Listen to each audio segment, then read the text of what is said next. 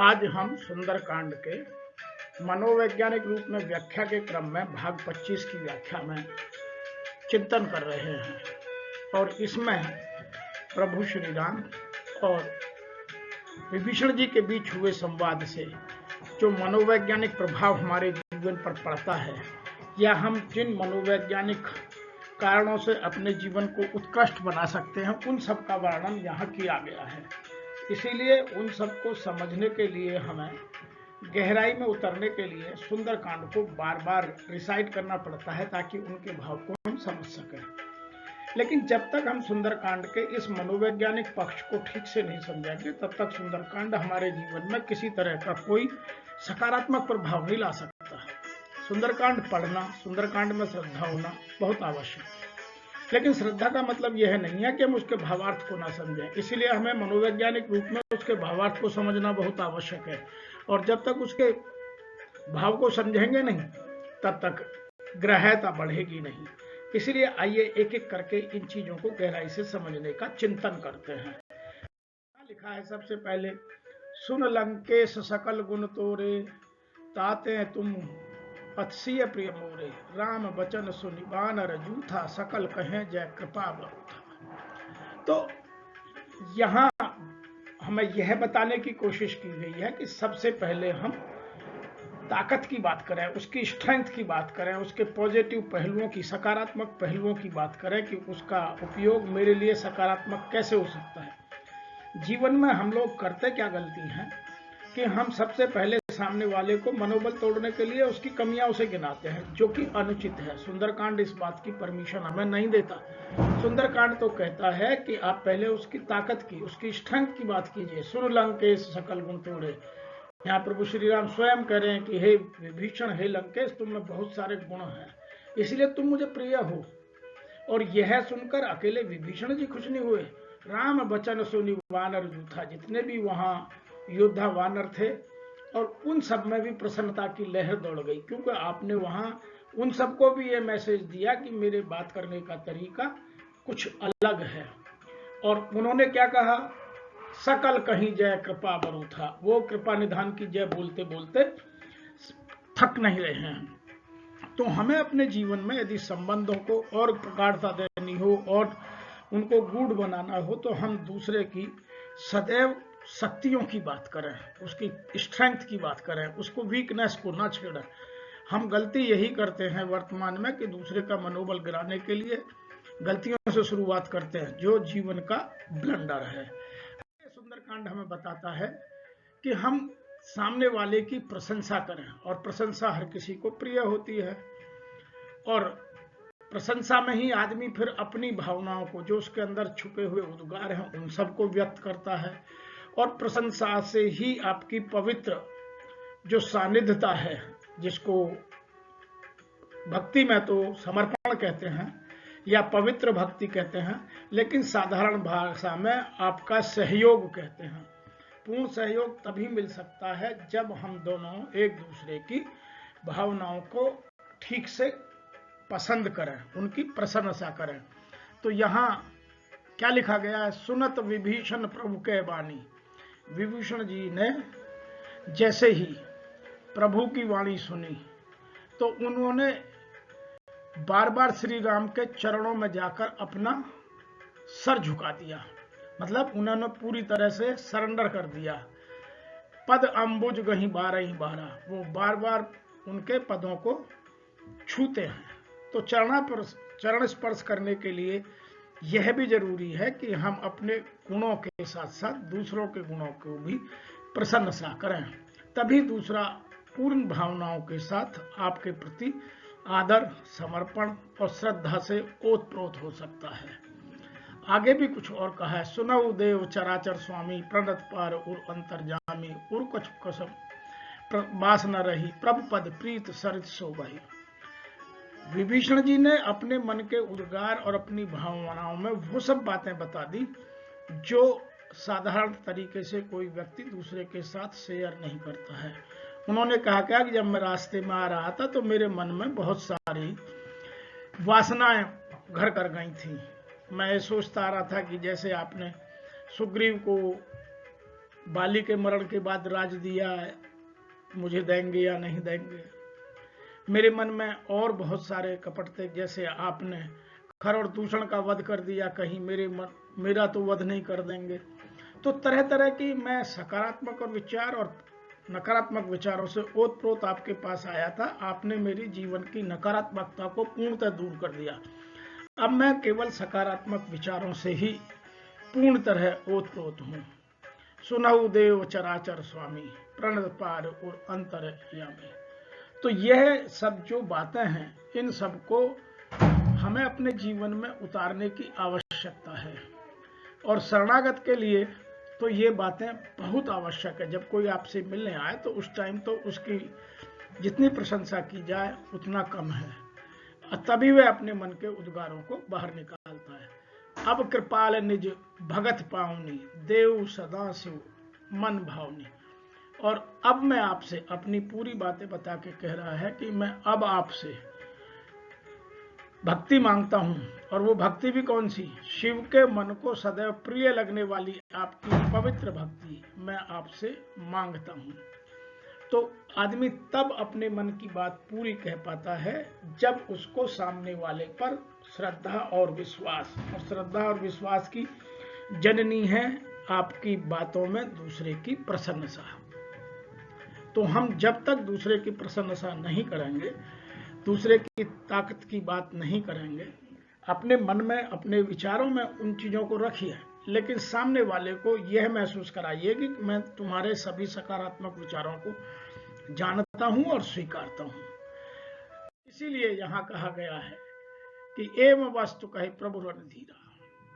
भगवान श्री राम ने जब उसने भक्ति मांगी, विभीषण ने पूरा समर्पण कर दिया, तो उन्होंने कहा कि जैसा तुम कह रहे हो वैसा ही होगा। मांगा तुरंत सिंधु के नीरा। उन्होंने फिर उसके बाद समुद्र से जल मंगवाया और उनको तिलक कर दिया। तिलक किसका कर दिया?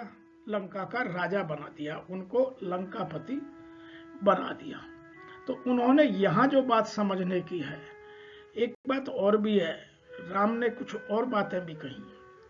प्रभु श्री राम ने कहा कि यद्यपि सखा तब इच्छा नहीं, कि यह मैं जानता हूं कि तुम्हारे मन में अब कोई इच्छा नहीं बची है, पर मेरा दर्शन अमोघ है। मेरा दर्शन मिलने के बाद कुछ ना कुछ पहली बार मिलना चाहिए। तो यह राम का रामत्व समझने की बात है कि जो बड़ा आदमी है, यदि आप उससे कभी मिले तो कभी खाली हाथ नहीं लौटाते। आप जब भी मिलेंगे तो वो कुछ ना कुछ अपनी तरफ से आपको देते हैं। तो यहाँ तो प्रभु श्री राम ने विभीषण को लंका ही दे दी। और हम सबको भी अपने जीवन में ध्यान रखना चाहिए कि जब भी हमसे छोटा व्यक्ति मिलने आए तो हम उसका सम्मान करें, और उसको जाते वक्त कुछ ना कुछ, क्योंकि कोई व्यर्थ में किसी के पास नहीं जाता है, तो हम कुछ ना कुछ उसको देने का प्रयास अवश्य करें। अब देने में बहुत सारी चीजें हो सकती हैं, मौद्रिक ही नहीं, भौतिक ही नहीं, अभौतिक भी दे सकते हैं। आप प्यार दे सकते हैं, दुलार दे सकते हैं, उसकी बातें ठीक से सुन सकते हैं, उसको सम्मान दे सकते हैं, उसको निकटता दे सकते हैं, उसको आप अपने जीवन में विश्वास दिला सकते हैं कि जो तुम कह रहे हो मैं तुम्हारे साथ हूं। तो ये चीजें जो मुद्रा है उससे अधिक महत्व की होती हैं।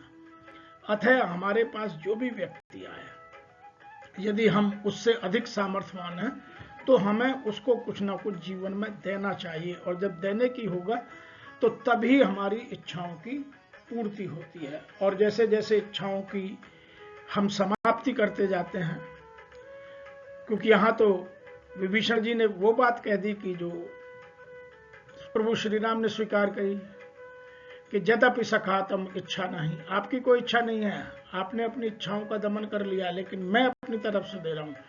और जहां इच्छाओं की समाप्ति हो जाती है वही जीवन मुक्ति है। हम जितना भी प्रयास जीवन भर करते हैं वह केवल अपनी इच्छाओं की समाप्ति की कोशिश के लिए करते हैं, लेकिन इच्छा एक ऐसी चीज है, हम जितना उसको समाप्त करते हैं साधारण मानव के लिए वह उतनी ही बढ़ती जाती है। और हम कभी इस जन्म मरण के चक्कर से मुक्त नहीं होते। यदि हमें जन्म मरण के चक्कर से मुक्त होना है तो अपनी इच्छाओं की समाप्ति करना आवश्यक है। यहाँ यह बात प्रभु श्री राम विभीषण को स्पष्ट रूप से कह रहे हैं। इसीलिए हमें सुंदरकांड के एक एक शब्द को पकड़ना आवश्यक है। आगे भी कुछ कहा है, दोहा में तो बहुत गजब बात लिखी है। रावण क्रोध अनल निज श्वास समीर प्रचंड, जरत विभीषण राखे दीनहु राज अखंड। जो विभीषण रावण के क्रोध के रूप की अग्नि में जलता हुआ प्रभु श्री राम के पास आया, जिसके श्वास रूपी पवन से और प्रचंड हो रही थी, जलते हुए विभीषण को उन्होंने अखंड राज्य दे दिया, तो उसके लिए जीवन दान मिल गया, उसको सम्मान मिल गया। जो एक तरफ निरादर से लात मारकर भगाया गया हो और दूसरी तरफ उसको उसी का राज्य दे दिया गया हो, तो आप कल्पना कीजिए उसके मन की उत्कृष्टता कहां से कहां चली गई होगी। और वो भी लंका कौन सी दे दी, उसकी कीमत समझिएगा। जीवन में भावनाओं का बहुत महत्व है और हम भावनाओं को ही समझना बहुत आवश्यक है। जो संपत्ति शिव राम नहीं दीन दिए दसमात, वह लंका जिसका लंकापति विभीषण को बनाया, वो रावण को आराम से नहीं मिली थी, वह आराम से बनी हुई लंका नहीं थी। रावण ने कई बार अपने 10 सिर प्रभु शिव को बार बार दान स्वरूप भेंट किए थे और उनके बदले में उनको लंका प्रभु शिव ने दान में दी थी। सोई संपदा विभीष नहीं सकुच दीन रघुनाथ। और प्रभु श्री राम ने भी कोई एहसान करके नहीं दी, सकुचते हुए, सकुचाते हुए, शर्म से। तो हम जब भी किसी की भलाई की कोई बात करें, किसी के साथ कोई देने की बात करें, तो हमें कभी भी अहंकार का भाव नहीं आना चाहिए। यहाँ सकुचाने का मतलब है कि उनमें करुणा का भाव है, उनमें दया का भाव है, उनमें मित्रता का भाव है। हम अपने जीवन में जब जब दान करते हैं तो अहंकार से भर जाते हैं, तो हमें अपने जीवन में अहंकार रहित होना बहुत आवश्यक है। इसीलिए कहा जाता है कि भावनाओं का प्रतिकार, मतलब रेसिप्रोकेट द फीलिंग्स। जो जिस भावना से आपके साथ आ रहा है उसकी फीलिंग्स को उसी तरह से कीजिए। और आदान प्रदान छोटे स्तर का मत कीजिए। आदान प्रदान में, भावनाओं के आदान प्रदान में हमेशा जीवन के उत्कृष्ट स्तर या उच्चतम स्तर को टच कीजिए। तब संबंधों की मजबूती, तब जीवन का आनंद, तब जीवन का सामीप्य, तब जीवन की सौम्यता, तब जीवन की सरलता, जब जीवन में समानता का महत्व कई गुना स्वतः बढ़ जाता है।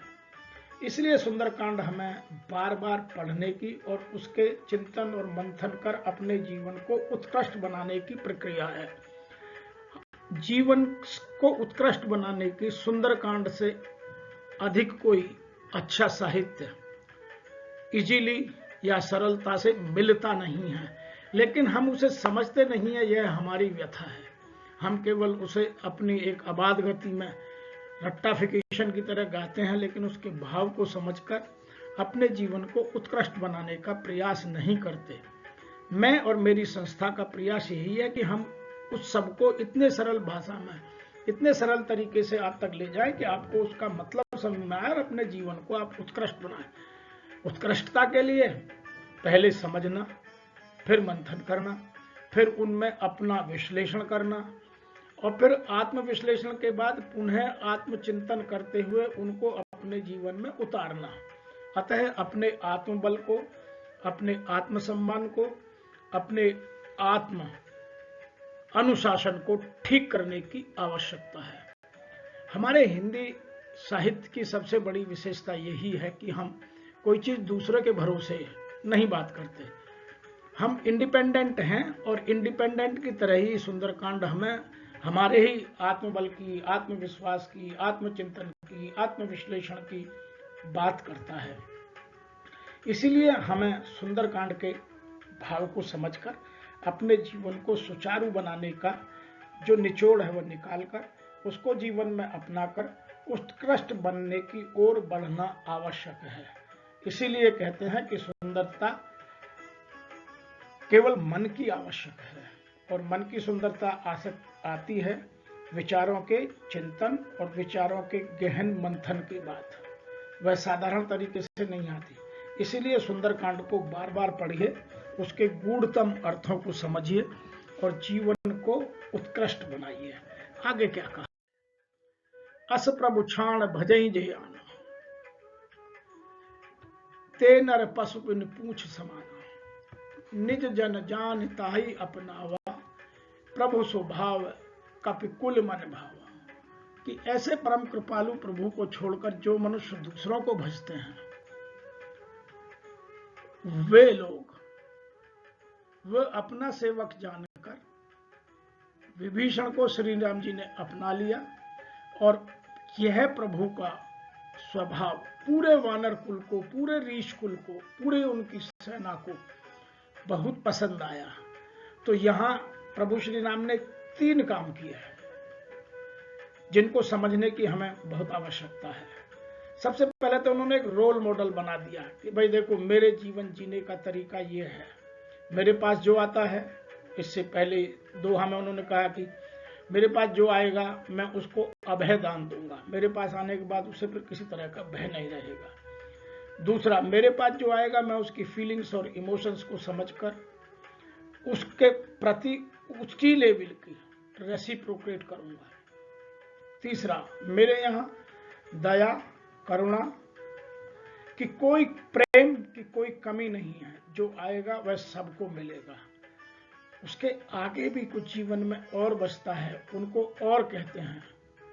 उन्होंने क्या कहा, पुण्य सर्वज्ञ सर्व उर्वासी, सर्व रूप सब रहित उदासी, बोले वचन नीति प्रपालक, करण मनुज दनुज कुल बालक। फिर सब कुछ जानने वाले, सबके हृदय में बसने वाले, सर्वरूप अर्थात समवर्त रूपों में जो प्रकट हो सकते हैं, सबसे रहित हैं, उन्हें किसी से कोई लगाव नहीं है, उन्हें किसी के प्रति कोई झुकाव नहीं है, उदासीन है, कारण से भक्तों पर और मानव समाज पर कृपा करने वाले हैं, तथा राक्षसों के नाश करने वाले हैं। ऐसे भगवान ने, ऐसे प्रभु श्री राम ने जब यहां इस तरह का कृत्य किया है, तो हम साधारण मानवों को तो और भी बेहतर तरीके के आयामों को अपनाकर अपने आसपास के साधारण लोगों के साथ और अच्छा व्यवहार और अच्छा इस तरह का अपना आचरण प्रदर्शित करना चाहिए। आगे भी कहा, सुन कपीस लंकापति वीरा, कई विध तरही जलद गंभीरा, सकल मकर उरग झस जाती, अति अगाध दुस्तर सब बाती। अब देखिए, राम के रामत्व को समझने के लिए राम की महिमा को जानना बहुत आवश्यक है। यहां राम ने विभीषण जी के साथ ही करुणा नहीं दिखाई, उन्हें करुणा की चिंता है कि जब हम समुद्र पार करेंगे तो इस समुद्र में तरह तरह के विभिन्न जीव जंतु, कछुए, सांप, मछली, मगर सब रहते हैं, तो कहीं उनको नुकसान ना हो जाए, उनको बिना नुकसान पहुंचाए हम इस सागर को कैसे पार कर सकते हैं। तो संत पुरुष को या भद्र पुरुष को सदैव सबके हित की चिंता रहती है। यह बात यहाँ प्रभु श्री राम ने स्वयं दर्शाई है।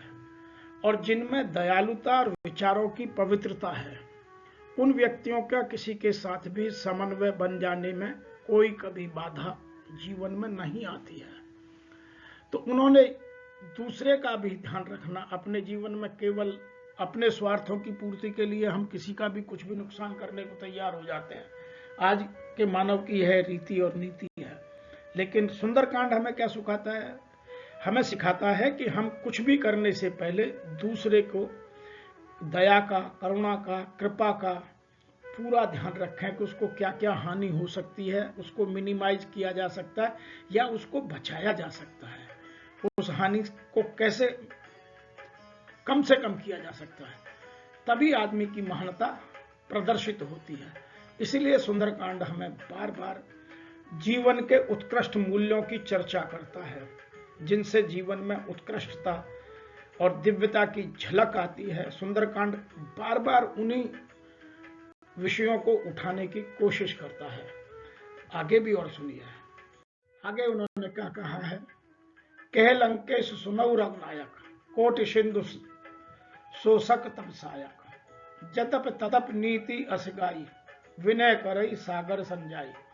विभीषण जी ने क्या कहा, उन्होंने अपने सेनापति के नाते उनसे पूछा, अपने मित्र के नाते पूछा, तो विभीषण जी भी नीति निपुण व्यक्ति हैं, वो भी बहुत उत्कृष्टता का जीवन जीते हैं। तो उन्होंने कहा कि हे प्रभु, आप तो सामर्थ्यवान हैं, तो अपनी बातों में हम सदैव ध्यान रखें। राम ने क्या ध्यान रखा कि सामने वाले की प्रशंसा की, उसकी शक्तियों का, उसकी सामर्थ्यताओं का वर्णन किया। और यहाँ विभीषण जी भी रेसिप्रोकेट वही कर रहे हैं कि हे प्रभु, आप तो सामर्थ्यवान हैं, आपकी सामर्थ्य है, आप समुद्र को जब चाहें जैसे चाहें वैसे पार कर सकते हैं। लेकिन नीति यह कहती है, जदप तदप नीति असिगाई, विनय करई सागर संजाई। नीति ये कहती है कि आप पहले विनय करें, सबसे पहले अपने किसी भी काम को हम विनती से स्टार्ट करें, दूसरे से विनय करें कि भैया आप मेरा ये काम कर दो तो आपकी बड़ी कृपा होगी।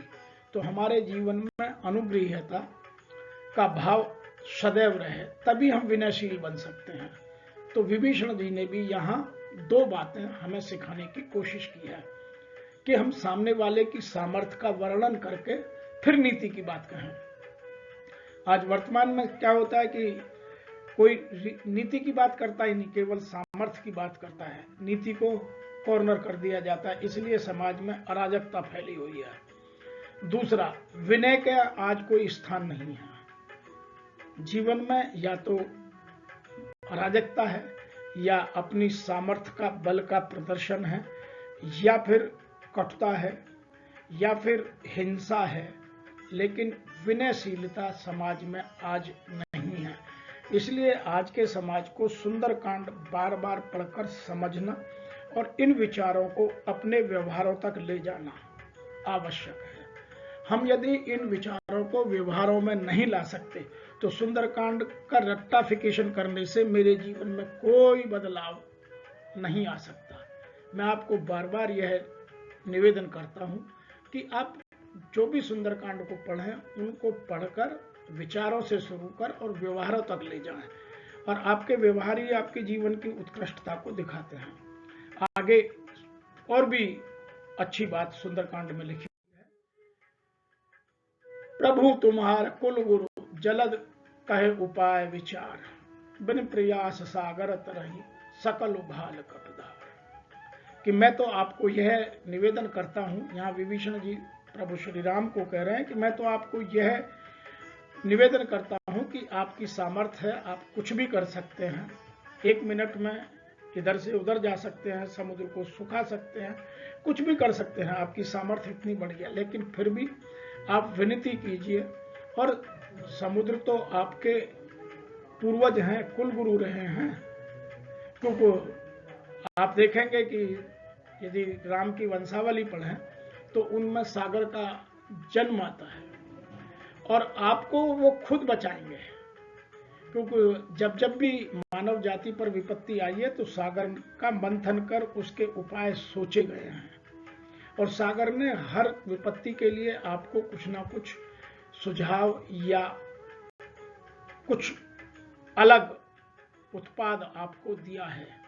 तो आप भी उनसे विनय कीजिए, और आप विनय करेंगे तो वो आपको स्वयं बताएंगे कि आप कैसे बिना किसी प्रयास के कम से कम समुद्र में रहने वाले जीव जंतुओं को नुकसान पहुंचाए बगैर इस समुद्र को इधर से उधर कैसे पार कर सकते हैं। तो हमें अपने जीवन में यहाँ यह समझने की बात है कि हम अपने परिवार में या संगठन में उचित व्यक्ति की राय अवश्य लें, और जितनी हम अच्छे व्यक्ति की, उचित व्यक्ति की राय लेंगे, उतनी हमारे जीवन में सबसे पहले सौम्यता, नंबर 2 व्यवहार कुशलता, नंबर 3 अनुशासन, नंबर 4 नीतियों का पालन, नंबर 5 विचारों का समन्वय, नंबर 7 सबका सामंजस्य, सबके बीच समन्वय उतना ही बढ़ेगा। इसीलिए सुंदरकांड को इस गहराई तक जाकर पढ़ें। मैं आशा करता हूं कि हम जो सुंदरकांड की व्याख्या मनोवैज्ञानिक तरीके से आपको समझाने की कोशिश कर रहे हैं, वह आपके जीवन में परिवर्तन लाने के लिए सर्वथा सिद्ध है।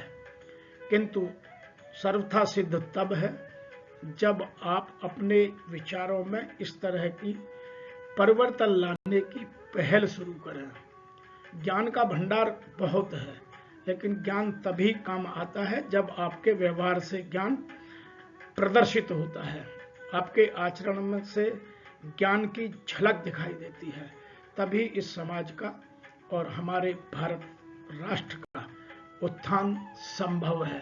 केवल ज्ञान की बातें कर देने से या ज्ञान को दूसरों में बांट देने से एक काम तो हो जाता है कि अच्छे ज्ञान का प्रचार और प्रसार हुआ, लेकिन समाज का भला तभी होता है जब समाज का प्रत्येक व्यक्ति उन चीजों को समझे, अपने जीवन में गलतियों को ठीक करे और अपने आचरण को उत्कृष्ट स्तर तक ले जाने का पूर्ण प्रयास करे।